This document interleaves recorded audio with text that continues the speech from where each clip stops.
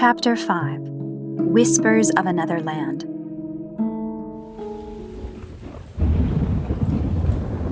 Virginia sat on the floor in the bathroom for at least a good hour, not knowing what was happening outside. Is Charles okay? Is he even still there? Boredom sunk in. She looked around the bathroom and studied the flower designs on the wallpaper. Soon she began counting the rings in the wooden cabinet doors of the sink in front of her. 23, 24, 25, 20. She plopped her head back against the wall behind her. Oh, what's taking so long? She looked up at the sink again and saw the diary lying on the marble surface.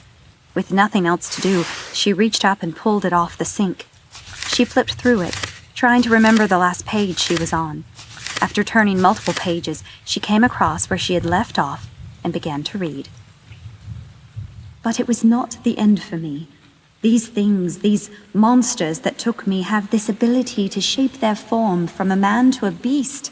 When in the form of man, they are a band of savage Indians.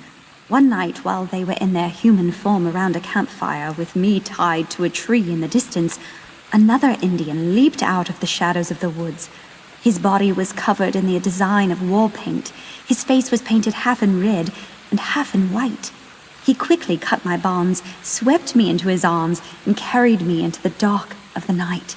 The tribal war cries of the men, followed by the sound of wolf howls, were heard directly behind us.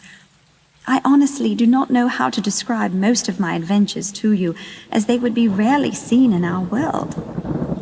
Our world? Virginia had a quizzical look on her face. Maybe she was just referring simply to her home? Yeah. She continued reading. It would be too far-fetched to be considered sane. The trees around us began to move. With mighty strikes, they brought their branches down upon the monsters that ran behind us and at our sides. With their roots, they reached up from the ground, grabbed the wild beast by their throats and dragged them beneath the surface of the earth below. However, more of those monsters came, and the Indian continued to run with me in his arms. We came to a meadow with tall grass illuminated by the full moon. There was a cliff not more than 100 yards ahead of us. The Indian that carried me did not change his pace. He began to sing while running, and his pace quickened. I almost screamed. If I had been running alongside him, I would have let go and taken my chances with the savage monsters pursuing us. I was too weak from malnourishment to stand on my own, so I remained in his arms. To be honest, I'm glad I did. We drew near the cliff. He began to sing in another language, and his song grew louder and more angelic. Then, with a mighty jump, he dove off the cliff's edge with me, clinging tighter to him for dear life. There was a moment of free fall that I remember. Life at that moment became fragile. My past flashed before my eyes. I wondered if all I had done was worth much. If anything, what value did I have? What was I worth? A bright light flashed. 2 wings, bright, large, and beautiful, sprouted from the Indian's back. We went from free falling to flying. I asked him if he was an angel. No, he said, I am not an angel. He told me that he was human, just like me. He said he was part of a unique, select tribe of warriors, blessed with the spirit of the one he called Oralmuti. It was so confusing at the moment, but later it all made more sense. My answers were soon found in the place that he took me to, a place that changed my life forever. 2 wings, bright, large, and beautiful, Virginia quoted out loud. Flying? He took me to a place that changed my life forever? Wow, Rose Cohen was sure poetic. However, I've never seen a person be so detailed like this before. Is she transitioning from actual events to poetic language to describe her escape? It makes no sense. A knock sounded on the bathroom door, startling Virginia. Charles's voice came through to her. Virginia, it's me. Are you okay? Virginia quickly closed the book and set it inside the sink's cabinet. Yes, I'm good. She stood up and opened the door. Charles stood there to greet her. Good news, he said with a big smile. The storm has passed. "Oh, well, that's good," she said, her nerves finally calming down. Charles studied her alert, timid expression. "Are you okay?" Yes, I'm fine. Just a little startled by everything that took place and all." "Oh, okay." Charles smiled as he gave more good news. "Your uncle is almost here. He says sorry, but there was a tree down on the road. He and a few others blocked in traffic were able to move it off the street, and he is now on his way home." Virginia seemed to be less enthusiastic. "Oh, okay. Well, that's good to know." "You don't seem too thrilled." "Well, I am." Charles turned his head sideways and looked at her with one eye. "You say that, but the tone in your voice almost sounds like you're not too excited to see him. Am I mistaken?" Virginia lowered her gaze. "I just don't know him." "Well, why don't you get to know him more?" "I'm not sure if I should." "Why not?" Virginia turned her head away. "Because I'm afraid to." "Why are you afraid to?" Virginia paused for a long moment before answering. "You don't understand, Charles. You wouldn't understand. When the one you love is taken from you, a bond built between you is hit in the worst of ways. No matter how much you cry or beg, you can never get that person back once they're gone. It is better never to have loved at all." "Do you really believe that?" There was an awkward moment's pause before Virginia responded. "Yes, I do." Once again, your voice seems to be saying something different from your words. Virginia rolled her eyes and crossed her arms. "You wouldn't understand." "Don't say that. I may not look like it, but I did lose someone close to me, too." Virginia turned her head and looked into Charles's eyes. "Who?" "My mother." "What?" Charles had a peaceful smile on his face. Taking a deep breath, he began to speak. "When I was 5 years old, someone broke into my house at night. I was little, but I still remember seeing a figure silhouetted in the doorframe of my room. It was dark, tall, and had the most horrid, lifeless eyes you've ever seen. I've never seen a man like this before. He came into my room, towards my bed. I had never been so afraid. But I had never felt such love before either." Virginia did not know how to take that. "What do you mean?" Charles continued. "Before the man could reach my bed, someone grabbed his hair from behind him and hurled him back towards the door. I soon saw that it was my mother. I had never seen such strength in her as I saw that night. She stood between the man and me.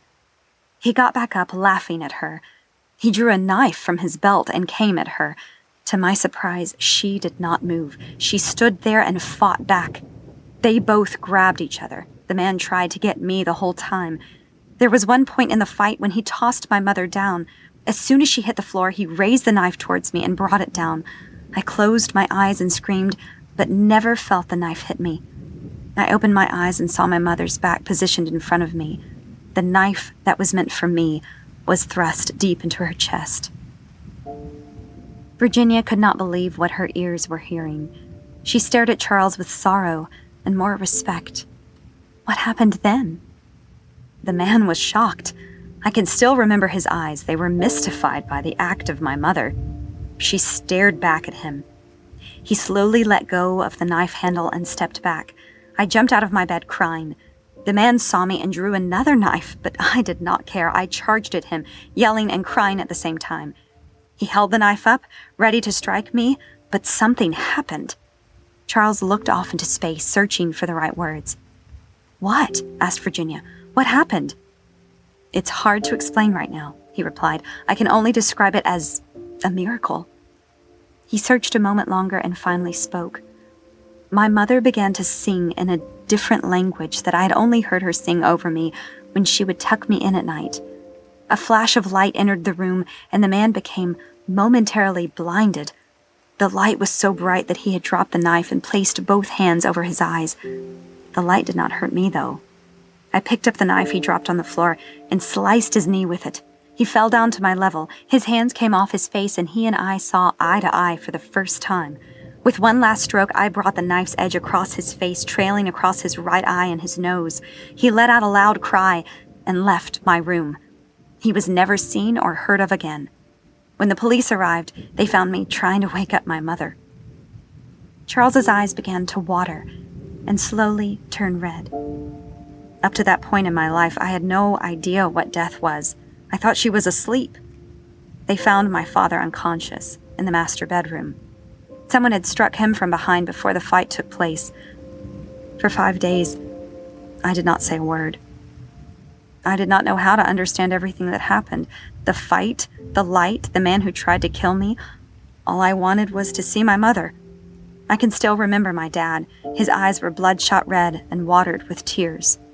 Charles's eyes began to water a bit more. He took me to where she was buried. It was my first time at a cemetery. I had no idea where we were or why my mom would be there. We walked to a tombstone that bore my mother's name.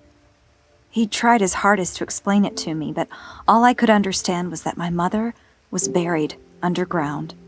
I got down on my knees and began clawing at the ground, trying to get the dirt off her.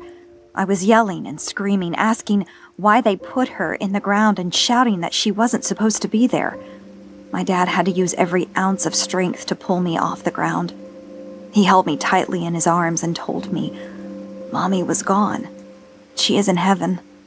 I then realized everything. My mother was not coming back. Virginia was struggling to hold back her tears. She wished she could take back everything she said about Charles being unable to understand. If anything, he was the only one that could understand her. "I'm so sorry, Charles," she said. "I cannot imagine how that was for you at such a young age." Charles smiled and quickly wiped his forming tears away with his fingers. "Don't be. I know I will see her again. Now I have that hope. It's with me all the time." "What do you mean?" "While we never found the murderer, I personally found that light and the source of that tongue that my mother had spoken in before her passing. It now resides in me." "I still don't understand what you're talking about. I assumed the light you spoke of was a flashlight or something like it that your mother had with her." Charles looked deep into her eyes. "Not exactly a flashlight, but I believe with all my heart that you will understand very soon." "Okay, some other kind of technology then?" "Charles, you're really confusing me." Charles smiled, placing his hand on her shoulder. He led her into the kitchen. "All in good time. For now, let's get something to drink. I'm really thirsty." They both walked into the kitchen. Charles seated Virginia at the table while he poured a glass of water for each of them from the sink. He returned to the table and offered her the drink. She took it with a smile. He sat in the chair next to her and turned to face her. "Don't you want to leave now?" asked Virginia. Charles gave a little laugh. "Why? Am I bad company?" Virginia became worried. "Oh, no, that's not what I intended. It's just that it's late. You must be tired." "Oh, no, I'm all right. Your uncle said he was worried about you being here all by yourself in the storm, so I told him I would wait until he returned. He should be here any minute now." "Is my uncle worried about me?" "But what about your dad? Wouldn't he be worried about you?" "Nope, because I called him and explained the situation. He understood completely." She smiled and took a sip of her water. "My uncle was worried about me," she finally asked, a puzzled expression on her face. "Of course he was." "But why?" Charles became perplexed. "Virginia, he's your uncle, isn't he? You're his niece. The man has more of a protective, loving spirit for you than you might know. I've never known someone as strong and fearless of a man as your uncle. If there were anyone who I would like to fight alongside, it would be him." "You sound so strange. What has my uncle done to achieve such merit?" Charles smiled. "Oh, Virginia, there is a lot you don't know about your uncle, but believe me when I say this, you are in good, protective hands." Virginia shook her head, bewildered. "Charles, you are the only one I know here who can relate to me, yet you make absolutely no sense half the time." Charles gave a little smile and laughed. "Hey, that's me, a man of many talents." There was the sound of the front door opening and someone stepping into the foyer. "Hello? Everyone all right?" came Andrew's voice. "Hello?" Charles called back. "All's well. We're in here." Andrew walked into the kitchen, his shoulders stained with rainwater. "My goodness, that was quite a storm." Yes, indeed, said Charles, standing up to greet Andrew. They both embraced each other with a bear hug. Letting go, Charles added, "But thank God we are all okay." "Well, that's good," said Andrew. He looked at Virginia. "How about you, honey? Are you doing okay?" Virginia nodded her head. Andrew continued to engage with the two. "I saw the tree branch lying out on the front lawn. Man, that must have been something." It was a challenge, but I eventually got it cleared out of the way and nailed a piece of plywood in front of the broken dining room window." Andrew let out a mighty laugh. "Challenge? What challenge, son?" He firmly grabbed Charles's right arm. "With these guns? What challenge?" Virginia could see Charles's face beginning to turn blush red. "Andrew," said Charles, "don't take this out of proportion." "Oh, what are you talking about?" Andrew looked at Virginia. "I tell you, this boy is the strongest young man who has ever worked on my farm." "Andrew, you seriously don't have to brag," said Charles. "It's okay." Andrew turned his head back to Charles. "I have every right to brag. I'm responsible for those muscles of yours." Charles lowered his head to the floor. Andrew looked at Virginia. "It all started when he turned 18 a few months ago. I bought him a 1-year membership at this local gym they have in town. I really did not know if he would even accept it or not, but to my surprise, I was proven wrong. Within just a few weeks, his father and I had already noticed a difference in his physique. Why, he gained—" He looked back at Charles for a proper calculation. "How many pounds of muscle, lad?" Charles did not take his eyes off the floor as the color in his face only began to spread. "I don't know." Andrew turned back to face Virginia. "Oh, who cares? The boy got bigger before our eyes." Charles kept his hand over his eyes, praying that Andrew would shut up. Andrew did not even notice but continued to sing Charles's praises. "Why, I tell you what, after seeing the improvements, I soon had to put this boy to harder work. I bet he got that branch out of the dining room window in just one try." Charles raised his head. "Nope, it took more. Once again, bragging too hard." "Oh, come on. He had to throw away the shirt I gave him for his 18th birthday because he bulked up so fast." He squeezed Charles's arm even tighter as he looked at Virginia. "Here, honey, feel his arm. You'll see what I'm talking about." Charles's eyes got big in terror, and his cheeks darkened redder as cold sweat coated his face. He pulled his arm away from Andrew's grip. "Andrew, please, stop." Andrew waved Charles off. "Oh, she believes me either way." Andrew turned to Virginia and gave her a wink. Virginia's face soon began to blush. "Well, I have to go," said Charles, breaking the awkward silence. He walked towards the front door. "Oh, okay then," said Andrew. "I'll walk out with you." Andrew and Charles stepped out onto the front porch. The night air was colder due to the rain. The wind blew lightly, creating a chill against Charles's sweaty face. Charles turned to look at Andrew. "What on earth are you doing?" "What are you talking about, lad?" asked Andrew teasingly. "Here, honey, feel his arm." "Well, I just wanted her to believe me." Charles buckled his knees in desperation. "Andrew, who talks like that?" "Oh, now, son, don't test an old man's wisdom." "Wisdom? What on earth are you talking about? That's not wisdom. That's not wisdom." "Oh, son, I was just trying to see what she thought of you." "And how do you plan to get that by asking her to squeeze my arm? Why not sit down and talk with her over a nice cup of coffee?" Andrew smiled. "Because this is more fun." "Andrew, you're making absolutely no sense." "Ah, but you are." "What do you mean?" "You like her, don't you?" Charles paused for a second, taking that in. "You are out of your mind, Andrew." "Oh, am I?" Yes, you are." "Then why didn't you report this earlier? Instead, you suggested I have coffee with her while trying to find out if she likes you or not." Charles froze. "I was just wanting to—" He changed his wording. "I was just trying to—" He changed it again. "I was just trying to plan out a time for you two to talk with each other, to get to know one another better." "Oh, you are too thoughtful," said Andrew, smiling bigger. Charles panicked. "That's not proof. You misunderstand me is all." Andrew pointed his index finger to Charles's face. "Oh, but that right there is my second sign of proof." "What sign?" asked Charles. "That blush you had on your face when you froze a second ago. If I'm not mistaken, it was the same colored tone on your face back in the kitchen." "See, that's all it was. You were mistaken." Andrew gave a goofy smile. "Oh, We'll see. Charles rolled his eyes and walked down the porch steps. Good night, Andrew. Andrew laughed. Good night, Romeo. Before Charles walked off too far, Andrew called out to him. Charles? Charles stopped and turned around. Yes? Andrew walked down the porch steps. Charles walked back to meet him. Where was it? Andrew whispered. Charles turned his head, facing the front lawn.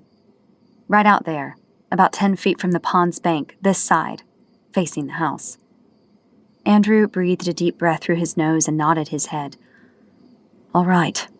He patted Charles on the shoulder firmly. Thank you, lad. That's all I needed to know for now.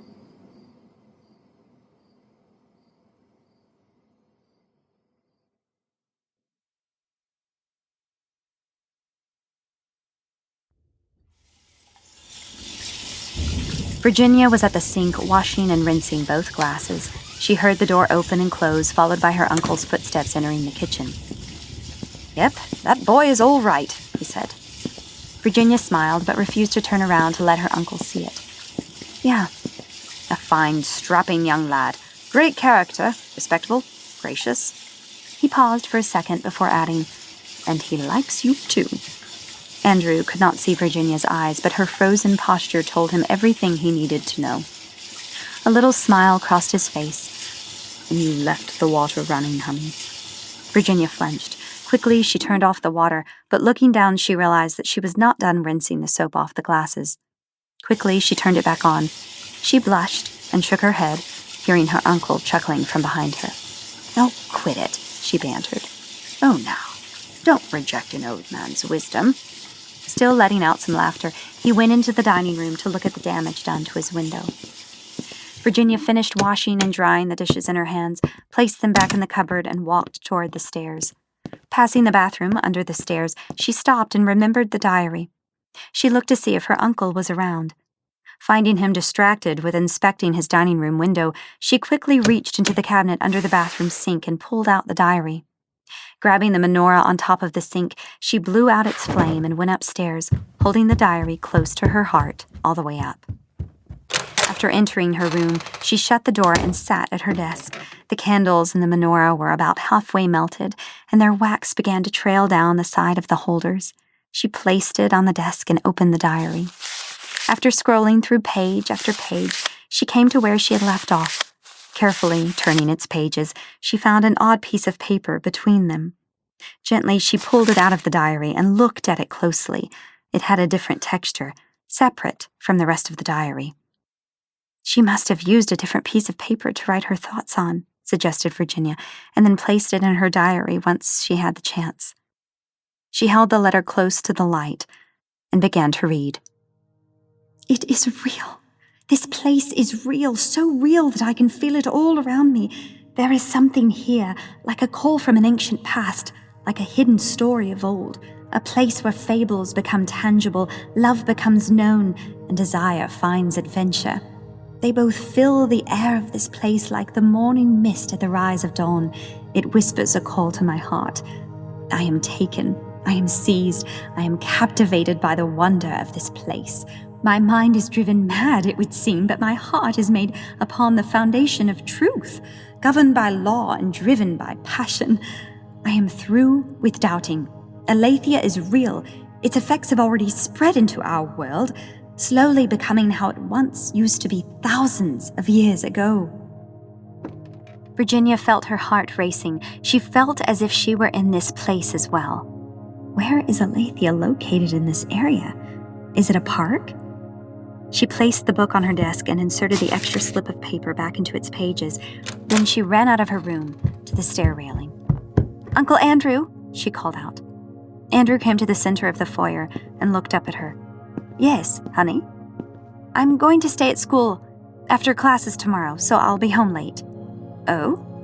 What will you be doing? It's a... She thought for a second. Research project. Oh, okay.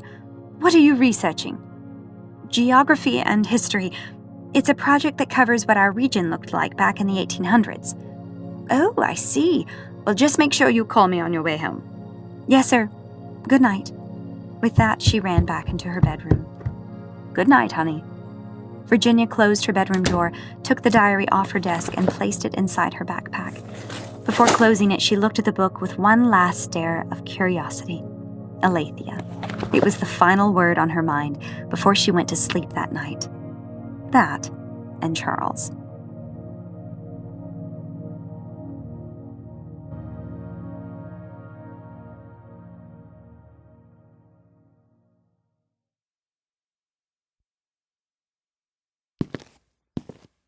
Andrew walked back to the china cabinet beside the dining room table and pulled open one of its drawers. Reaching in, he pulled out a revolver and tucked it in the front of his pant line. Reaching in again, he pulled out a flashlight.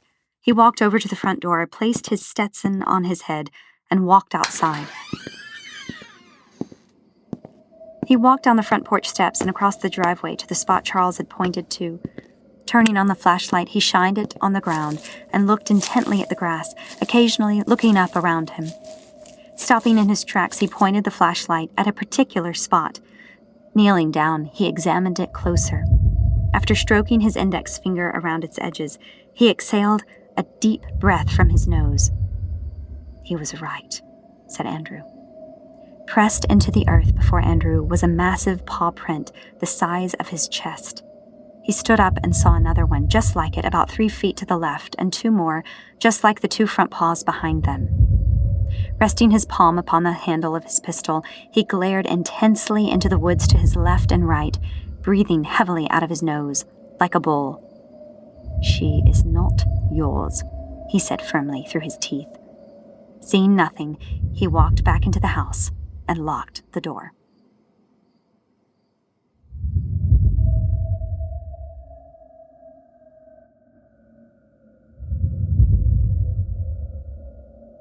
This is the end of Chapter 5. Tune in next Thursday for Chapter 6. If you'd like to listen to the next chapter ad-free ahead of everyone else, then subscribe to Early Access and tune in on Sunday. If you like what you heard, please like and subscribe and share with your friends and family. It really helps the show. We're available on Spotify, Apple Podcasts, and all major podcasting platforms. What Shines with the Dawn was written and created by C. Taylor Eason. Copyright Christian Taylor Eason, 2024.